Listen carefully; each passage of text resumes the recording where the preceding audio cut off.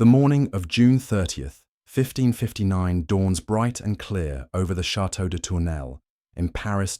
Inside the royal palace, servants bustle about preparing for what should be a day of celebration. King Henry II of France adjusts his armor with the practiced ease of a man who has donned steel plate 1,000 times before. The metal gleams in the early sunlight streaming through tall windows, each piece carefully crafted by the finest armorers in Europe. This is no ordinary armor, mind you. This is the protection of a king, reinforced with extra layers, blessed by priests, and worn by a man who believes himself invincible. But today, this magnificent armor will prove utterly useless against a splinter of wood no larger than your thumb. Before we dive into this forgotten tale of royal hubris and fatal miscalculation, if you enjoy learning about the dramatic deaths that shaped history, consider hitting that like button and subscribing for more stories like this. And please comment below to let me know where you're watching from. It amazes me that we can explore these ancient tragedies together from different corners of the world, connected by our shared fascination with the moments when fate intervenes in the lives of the powerful. Henry stands before a mirror of polished silver, examining his reflection with the satisfaction of a man at the height of his power. At 40 years old, he rules one of the most formidable kingdoms in Europe. His armies have crushed enemies across multiple battlefields. His diplomatic marriages have secured alliances that stretch from Scotland to Italy. His treasury overflows with gold extracted from conquered territories and grateful subjects. Yet none of this wealth, none of this power, none of these carefully negotiated treaties will save him from what awaits in the courtyard below. The occasion is a tournament celebrating the double wedding of his daughter Elizabeth to Philip II of Spain and his sister Marguerite to Emmanuel Philibert, Duke of Savoy. These marriages represent the culmination of years of delicate negotiations, cementing peace agreements that will reshape the balance of power across Europe. The Treaty of Cateau-Cambrésis, signed just months earlier, has ended decades of conflict between France and the Habsburg dynasty. Today's festivities are meant to seal that peace with pageantry and spectacle, but Henry has always been a warrior first and a diplomat second. Despite his advisors urging him to observe the tournament from the safety of the royal pavilion, he insists on participating personally. This is not unusual for the French king. Throughout his reign, he has led charges on battlefields from Italy to the Low Countries, always fighting alongside his men, rather than commanding from behind the lines. His courtiers have grown accustomed to their monarch's need to prove his valor through personal combat. What they do not realize is that this tournament will be different from all the others. The rules of engagement, the quality of opponents, even the very lances they will use have been modified for this special occasion. Changes that seem minor, even improvements designed to create more spectacular combat, will combine in ways no one anticipates to create the perfect conditions for disaster. The tournament ground buzzes with excitement as nobles from across Europe take their positions in elaborately decorated stands. Ladies wave silk scarves from balconies draped in cloth of gold. Musicians play fanfares that echo off the stone walls of surrounding buildings. The air itself seems to vibrate with anticipation, as servants make final preparations for contests that will determine not just individual glory, but the social hierarchy of the most powerful court in Christendom. Henry's opponent for the day's final joust is Gabriel Montgomery, the captain of his Scottish Guard. Montgomery is younger, stronger, and arguably more skilled with a lance than the aging king. But protocol demands that no knight, regardless of his abilities, should unhorse his sovereign. The unwritten rules of courtly combat ensure that royal participants emerge victorious, their dignity intact, their authority unchallenged by the outcome of what amounts to elaborate theatre. Montgomery understands these rules perfectly. He has served Henry faithfully for years, participating in countless tournaments where the outcome was predetermined by rank rather than skill. Today should be no different. A few thunderous charges down the lists, lances splintering harmlessly against steel plate, perhaps a dramatic near fall that allows the king to demonstrate his superior horsemanship. Then Montgomery will yield gracefully. Henry will accept the victory with appropriate humility, and the crowd will cheer their monarch's prowess. But something feels different as the two men take their positions at opposite ends of the field. The crowd seems more restless than usual, their cheers carrying an edge of genuine uncertainty. The summer heat has grown oppressive despite the early hour, causing armor to become uncomfortably warm and making horses skittish. Even the lances feel different in their hands, heavier somehow, their points sharper than tournament protocol typically allows. Henry raises his lance in salute to the assembled nobles, then to his queen, Catherine de' Medici, who watches from the royal box with an expression that suggests she would prefer her husband to be anywhere else. Catherine has always possessed an almost supernatural ability to sense approaching danger, a gift that has kept the royal family safe through numerous conspiracies and assassination attempts. Today, that same intuition fills her with dread she cannot name or explain. The herald's trumpet sounds the charge. Two destriers, bred for war and trained for tournament combat, thunder toward each other across the packed earth of the lists. Their hoofbeats create a rhythm like distant drums, growing louder and more urgent with each stride. Spectators lean forward in their seats, knowing they are about to witness either a spectacular display of royal prowess or something far more memorable. Henry lowers his lance with practiced precision, aiming for the center of Montgomery's shield where the impact will create maximum visual drama while distributing the force safely across his opponent's armor. Montgomery mirrors the movement, though his lance point wavers slightly, betraying nerves that have nothing to do with fear of physical harm and everything to do with the political consequences of what might happen if this joust goes wrong. The distance between them closes with terrifying speed. 20 yards, 15, 10. Both men are committed now to their trajectory, unable to alter course even if they wanted to.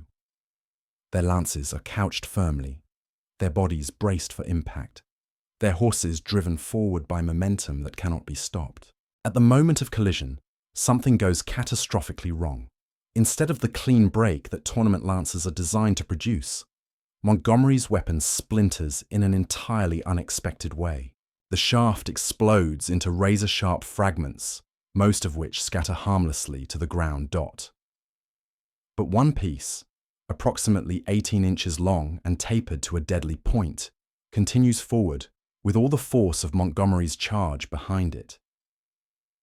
This splinter, moving with the velocity of a crossbow bolt, finds the one gap in Henry's magnificent armor that its makers never anticipated anyone would need to protect. The king's visor, raised to provide better visibility during the charge, leaves a narrow opening where his forehead meets the steel of his helmet.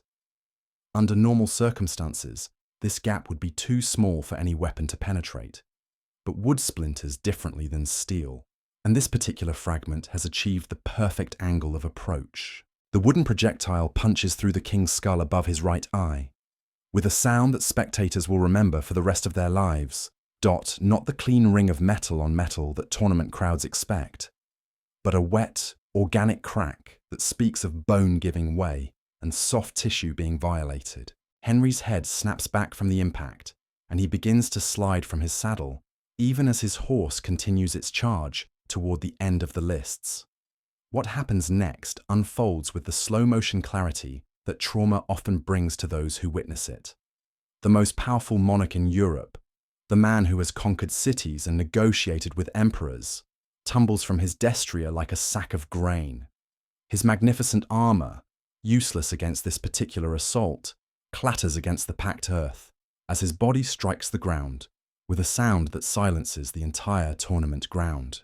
Montgomery, realizing that something has gone terribly wrong, reins in his horse and turns back toward where his king lies motionless in the dust.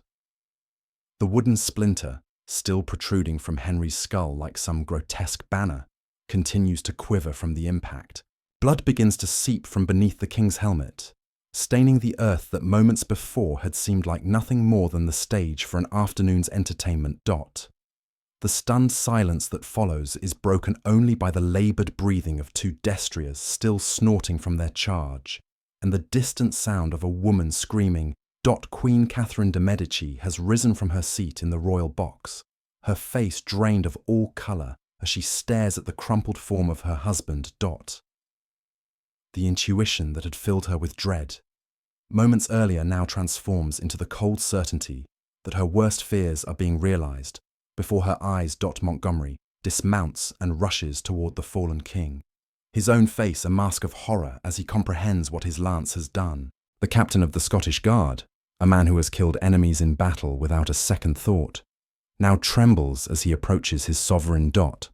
The wooden splinter protruding from Henry's skull seems to mock every principle of chivalric combat, every assumption about the safety of tournament fighting that has guided his entire career. Physicians appear as if summoned by magic, their black robes fluttering as they converge on the scene. But medieval medicine, for all its elaborate theories and confident proclamations, has no answer for what they discover when they carefully remove the king's helmet. The splinter has penetrated not just skin and bone, but has driven deep into the brain itself.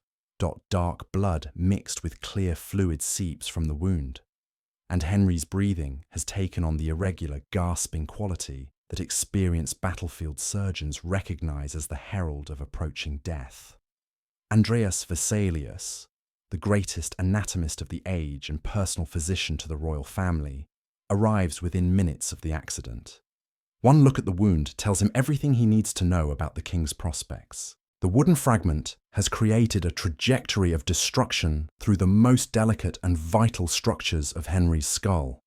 Even if they could extract it without causing further damage, even if infection could be prevented, even if bleeding could be controlled, the brain tissue that has been destroyed cannot be repaired or replaced. But Vesalius says none of this allowed.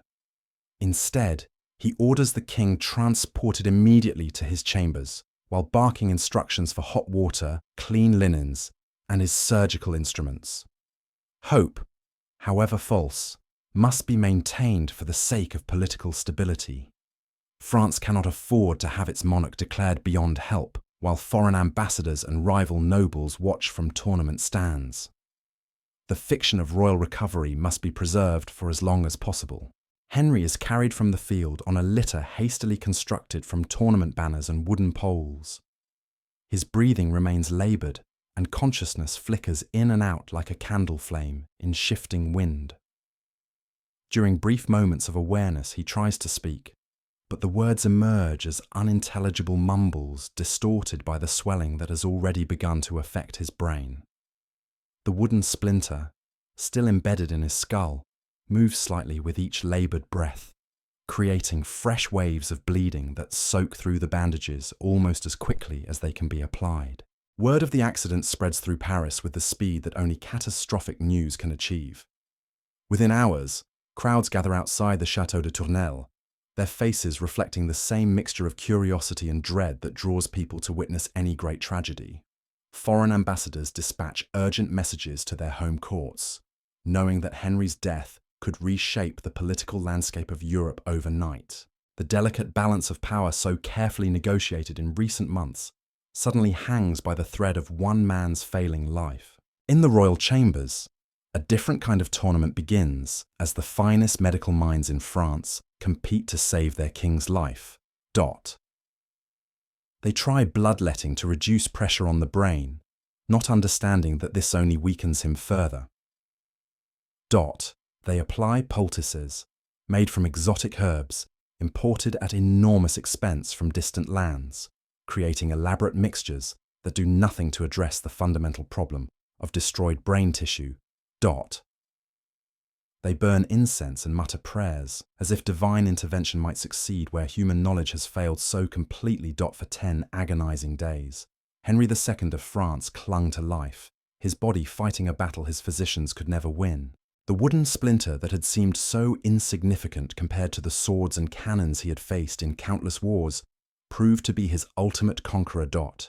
On July 10th, 1559, the king who had survived decades of political intrigue and military campaigns finally surrendered to a fragment of tournament lance no larger than a child's finger. His death would plunge France into decades of religious civil war, proving that sometimes the smallest wounds create the largest catastrophes. History reminds us that fate recognizes no crown, no armor, and no amount of earthly power when it decides to intervene in the affairs of mortals.